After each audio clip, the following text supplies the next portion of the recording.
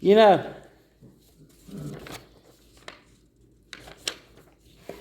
as I was looking and thinking about the sermon, I think we had three pretty good sermons that, like I said, Brian did not know at all what the sermon was about. And when he got asked this morning, he told Penny, "You're going to have to do what I can sing." And he gave three sermons, and it goes right along with what I'm going to be talking about today. God works in mysterious ways. But, I want to ask a question. Are we asleep at the wheel? Have you ever been in a situation where you're driving and then all of a sudden, how did I get here? Well, basically, when that happens, we've been asleep at the wheel. We've been going through the motions. We've been just doing things on autopilot. We really wasn't paying attention to the road. If you can't remember where you were, where you come from, you ain't been watching. And that happens. That happens to all of us. The same thing in our spiritual walk with God, that happens. We get so caught up in the world that we forget where we're coming from. And one day we look around and how did we get here? And we can't even remember what we did. I mean, I'm telling you, I have driven someplace and I got to where I was going and I would go, how did I get here? I wouldn't remember nothing on the trip. So undoubtedly, I wasn't paying attention. I had something else on my mind. I was driving on autopilot, and a lot of Christians today are driving on autopilot. They are simply going through the motions of being a Christian. There is more to being a Christian than just having the title. And we're going to look at something today. We're going to be in Luke chapter 8, verses 22 through 24.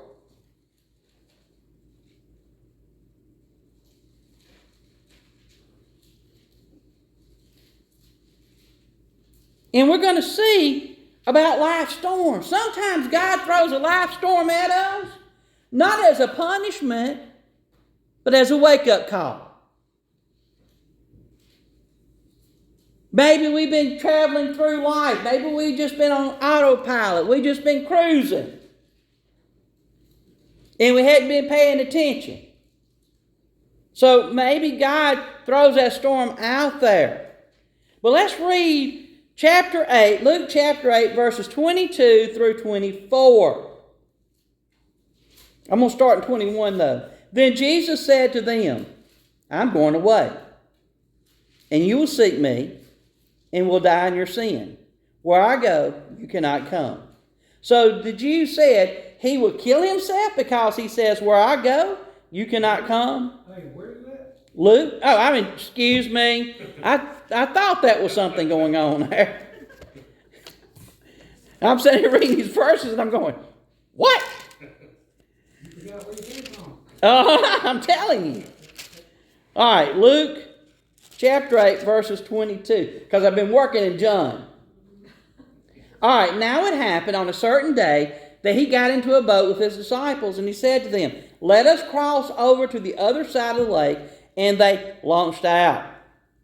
But as they sailed, he fell asleep, and a windstorm came down on the lake, and they were filling with water, and were in jeopardy. And when they came to him and awoke him, saying, Master, Master, we are perishing. Then he rose and rebuked the wind and the raging of the water, and they ceased, and there was a calm. Let's do 25.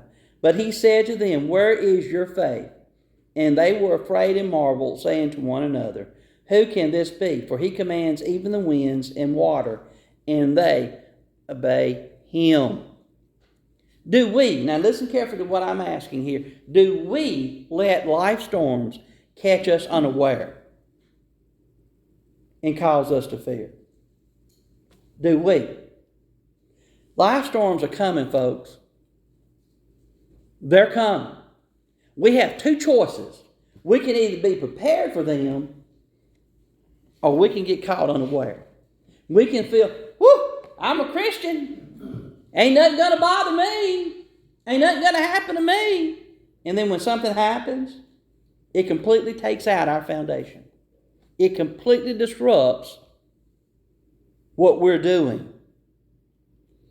Most people in our world today lack a deep personal relationship with God. So when these life storms come, they're caught unaware.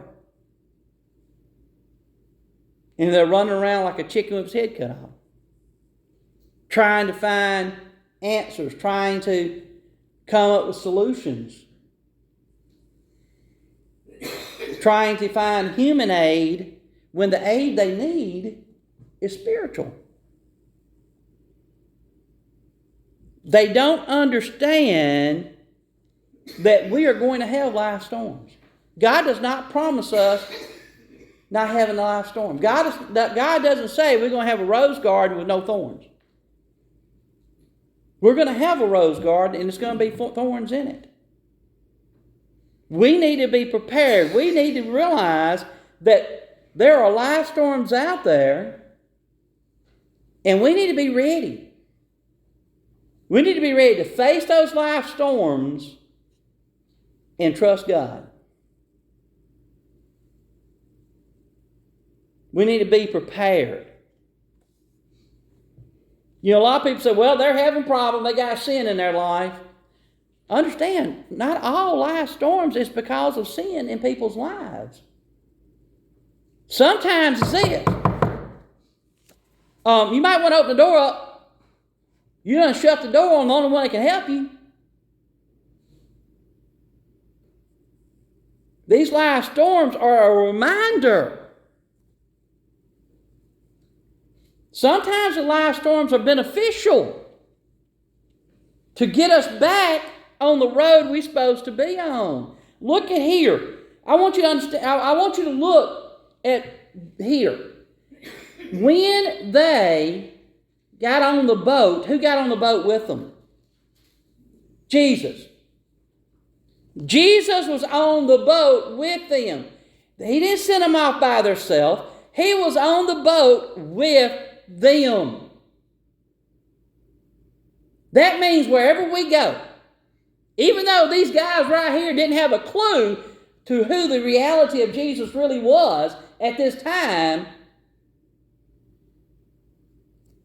he was on the boat with them. He's on the boat with us. Whenever we get storm tossed, whenever we're in those life storms, Jesus is there with us. We can either trust him or not. We can try to face it by ourselves. And I'm going to tell you, I'd rather face the life storms with Jesus than without him. They had each other. They had the 12 members were there. Yet they didn't turn to the one until they were panicked.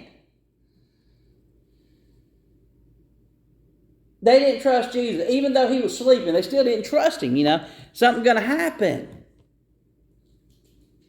Let's look at something. How did these disciples get into trouble? Because Jesus told them to go there. Sometimes Jesus is going to tell you to go do something that is going to seem like, that's not what I'm supposed to be doing. Sometimes we get into places that we feel like we may not be to be there.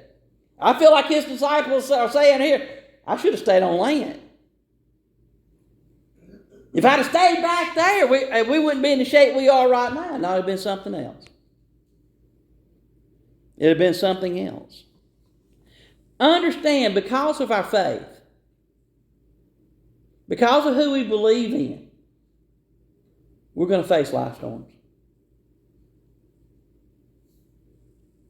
But the reality of it is, we're not going to face them alone.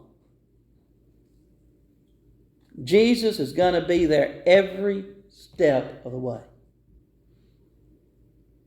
We just need to be willing and ready to face those storms. That's just like those old boys in the Navy. When they go out at sea and out 6 months, at some point in time, they go run into a storm on the sea. They have to be ready for it. They have to be prepared. How to react. How are we prepared for life storms? Hey, here's our manual right here. Here's the instructions on what we are to do. Right here, when we face the life storms, these are the instructions on how we are to face that storm. What we are to do. Man, if you own a ship where it's captained by a good captain, and they get into rough seas, it's like machinery. Everybody knows what their job is. Everybody knows what their function is. And there's not panic. They go about their job. They go about what they're supposed to do. And that's how we are to be here. We are to know in these life storms what we are supposed to do, because I'm here to tell you that if we trust Jesus, we're going to get to the other side of that storm. We're going to walk through it. And no matter what anybody does, no matter what the government tries to do, we're going to come out on the other side. Because the one who is leading us is greater than the one who is trying to take control of this world. We are following the victor, not the victim. I am not a victim. I am a victor. Because of who I serve. Because of who I trust. You see, Jesus knows the storms are coming. You know what he said? He knew that storm was coming. And what did he tell his disciples? Let's go forward. Let's go forward. Let's go through the storm. And that's what we have to do. That's what we are supposed to do. Because you see, the devil will try to stop us. He will get those storms out there and he'll make it seem like you can't overcome it. And we need to be listening to Jesus. Go forward. Just keep walking forward. I'm there with you. We need to have trust in Christ. That we can face this. I want you to turn over to Romans chapter 8, verse 28. Romans chapter 8, verse 28. And I want to read this right here. And we know that all things work together for good to those who love God, to those who are called according to his purpose. So when we are in those storms, we got to understand that everything that happens, God has already planned. He's already planned his response, and he's not caught unaware. So we're simply to go forward. Jesus knew when he got in that boat, the storm was coming. You see, Jesus trusted his Father so much, he lay down and went to sleep.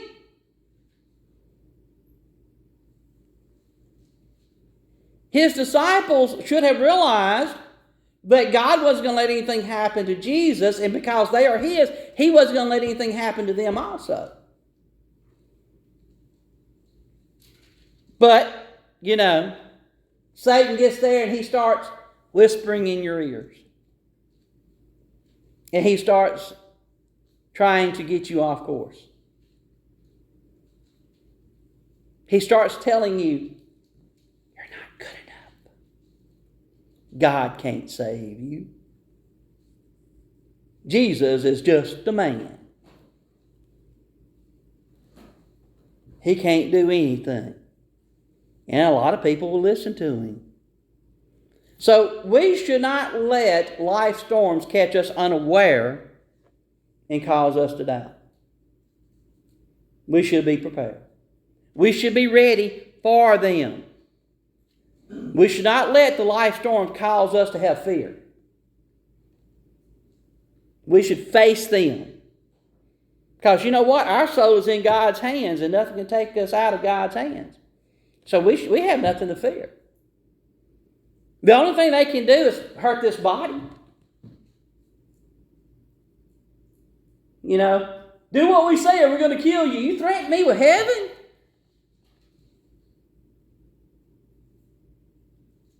That's not a threat. That's a rejoicing.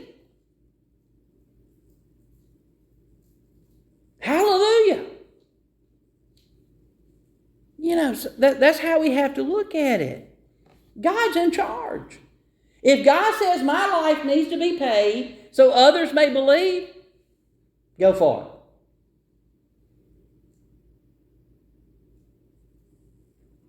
That's how missionaries who goes into places that are dangerous, that's how they have to look at it. If God needs my life to cause others to believe, it's His to use. However He wants it to be used. We got to take our life seriously. You see, life storms are often used to increase our faith. It teaches us who we can trust. It teaches us where our strength comes from. It teaches us who is the one in charge. It gets us back on the path that we're supposed to be walking on. It shows us the way that we need to be going. It makes us realize that we can't do this life alone. If we try to live in this world on our own without Jesus, well, we're going to get bulldozed. We're going to get run over. We're going to have the world's terriblest life.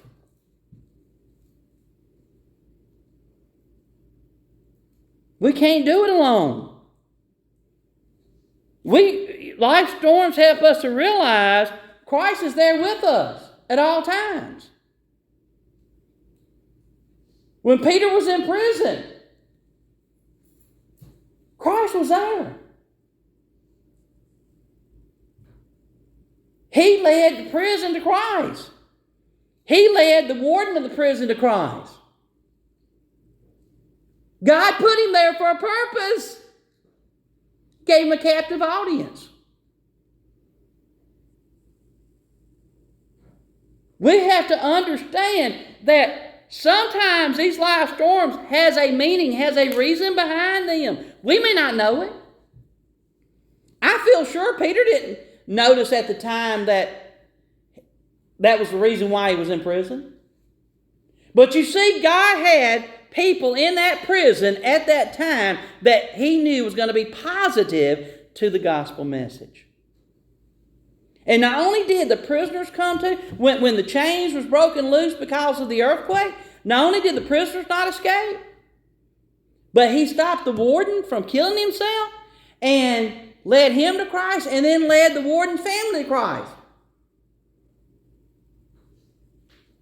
That was Paul, not Peter. Excuse me on that one. But we got to understand, God puts us in places. Sometimes He puts us in that storm so other people see how we react.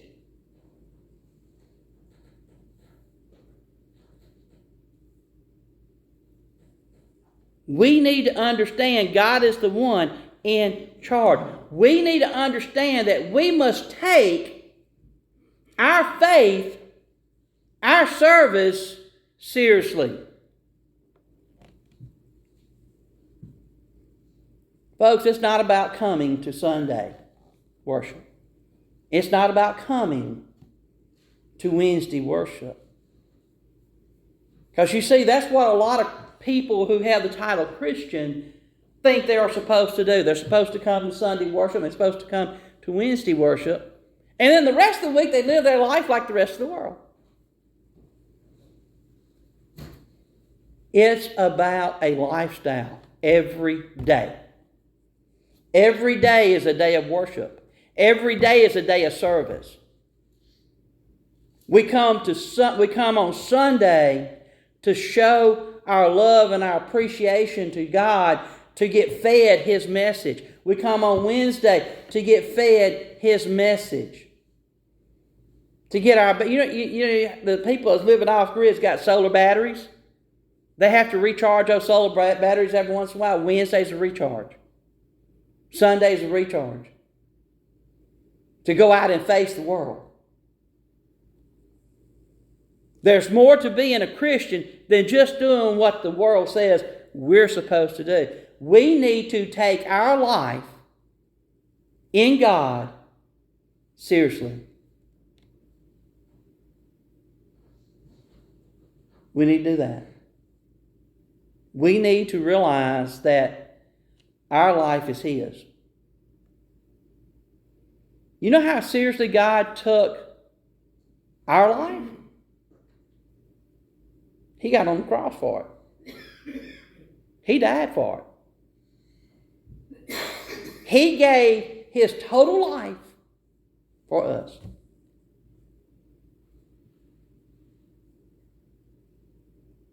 So what are we to do? Give Him Sunday and Wednesday? We are to give our total life for Him. We must have a deep-rooted faith. If we have a shallow faith, what's going to happen when times get tough?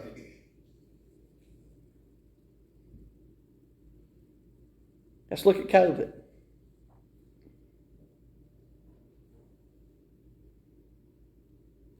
Let's look at what's happening in churches all across America.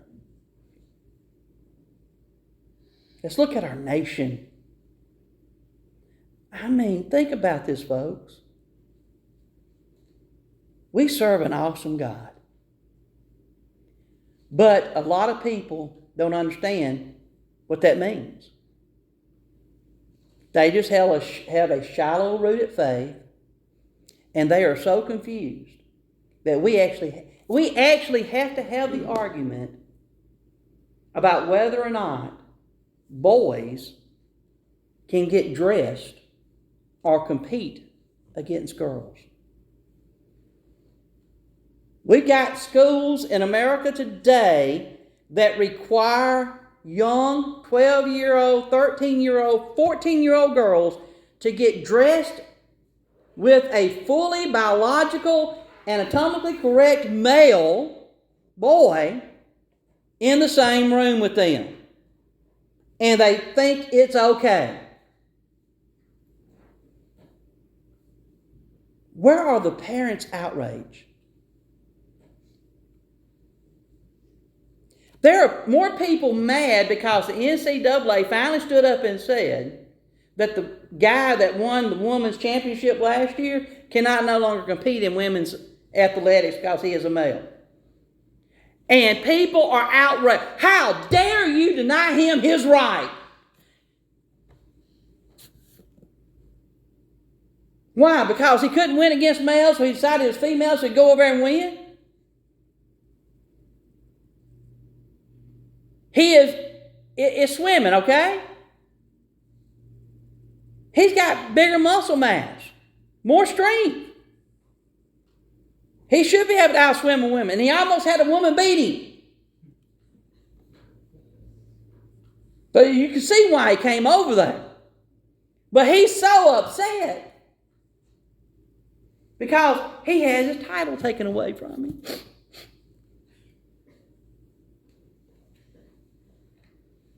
But folks, we're in a world today, and that's directly from people not understanding, not having a deep-rooted faith. Not taking their prayer life seriously. How serious does God say about their prayer life is? He says prayer continuously. Pray continuously. All day long, we need to be praying. Because if we're praying, our mind is on Him and not on the world. The world can't get in. If our mind is full of Him, the world can't get in. So we need to take our prayer life seriously. He's telling us, keep your focus on Christ. Don't keep it focused on the world, but keep it on Christ. What's right's right, what's wrong is wrong. And if we live life that way, it's going to be difficult. Because the world says, no, that's not right. There's your right, their right. And we have to watch for both of them. But you need to give up your rights so their rights can come in place. That's the world we're living in, folks. We're going to have to make a decision. If we're going to face this world, we're going to face it one of two ways. We're either going to face it with what the world tells us to do, and we're going to go along with it, or we're going to face it with God. We're going to face the storm with God, and we're going to come out on the end. We're going to trust God. Our prayer life reflects our faith in God. Do we fully have faith in God? If it is, then we're going to be closer to God because we're going to pray to Him and we're going to build a relationship with Him. We're going to talk to Him. And we're going to tell Him about our day. And He's not going to be like husbands. Ladies, you know, when you come in, you're ready to tell your husband about everything that happened that day from the time your toenail fell off your toe to what Susan was doing. You're going to chase that rabbit around a tree, and you know what your husband's doing? Okay? God ain't going to be that way. You talk with God, He's going to hear you. He's going to pay attention to you. He's going to give you comfort that you need. Because we're going to draw closer to Him, He's going to put His arms around us. He's going to listen. He's going to take care of us. When we have a strong prayer life, we become confident. Come on. Throw your best shot. Because we know God's going to be there.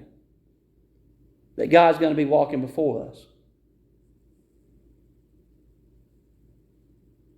He's going to give us the strength to get through the storms of this life.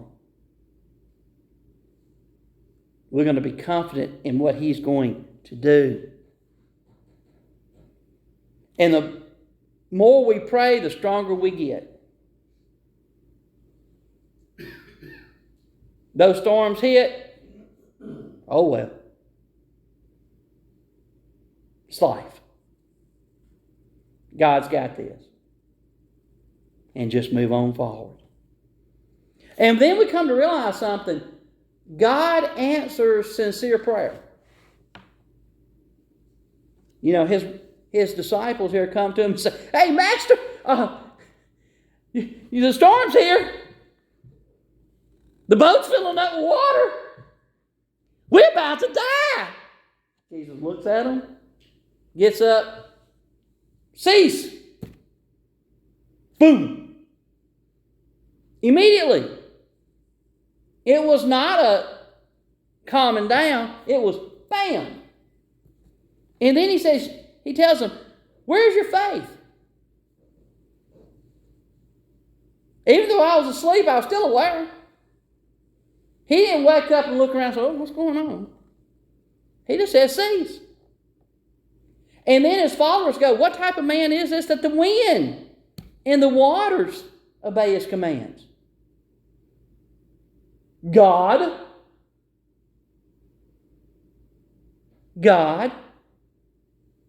So they came to Jesus. They were fearful. And they came to Him sincerely, "Save us." And He answered that prayer. We have to understand God's going to answer sincere prayer. It may not be the answer we seek or we think. But it's going to be the answer that's best for the kingdom. And if we have a strong prayer life, we're going to have strong faith, and we're going to be able to handle what is best for the kingdom.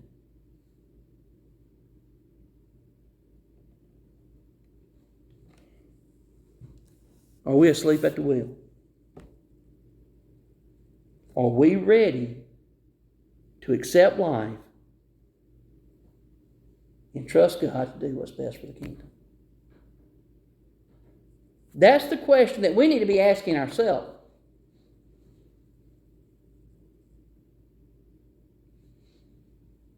Each one of us, me included, need to ask that question of ourselves. Are we ready to accept what is best for the kingdom? Not what we think is best for us, but what is best for the kingdom, because life is not about us. It's all about Jesus. Because He's all about us. What are you willing to do? And that's what we need to be asking ourselves. That's what we need to be thinking about. What are we willing to do? What are we willing to sacrifice for the kingdom? Brian, what are we singing?